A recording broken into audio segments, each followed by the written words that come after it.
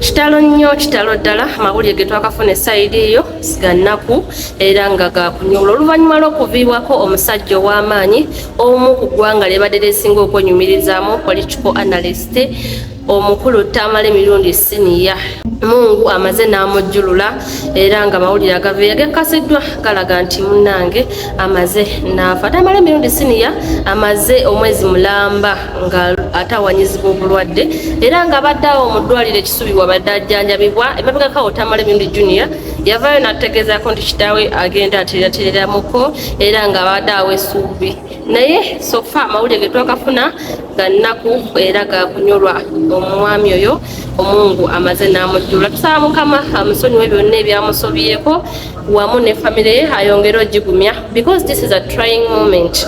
Wano ku Peter Updates tujja kuba twongera okuba nga tubatuusaako enteekateeka ez'enjawulo ezinaba zigenda mu maaso ng'okuwerekera omugenzi Tamale emirundi siniya